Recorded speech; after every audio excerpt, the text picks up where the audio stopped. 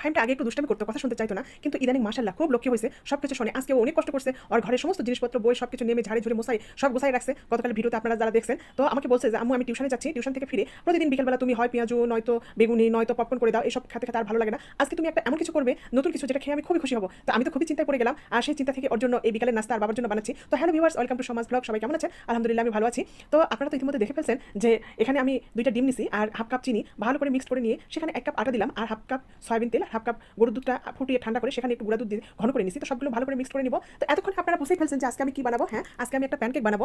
তো আমি কখনোই বানাইনি, তো আজকে প্রথম ট্রাই করছি, জানি না কেমন হবে, কিন্তু বানানোর পরে আমি তো নিজেই স্তম্ভিত, এত মজা হয়েছিল। বাবা সবকিছু খাবার যতই সুন্দর হোক না কেন বলে যে এখানে আরেকটু তুমি লবণ দিলে ভালো করতে, কিংবা একটু ঝোলটা কম রাখতে হতো, কিংবা আরেকটু কষানো লাগতো। বাবা এসব বলে, আর এসব শুনে আমি খুব এনজয় করি। কিন্তু আজকে বাবা খাওয়ার পরে বলছে যে এত মজা হয়েছে, তুমি আগামীকাল আমাকে এটা বানাই দিবে।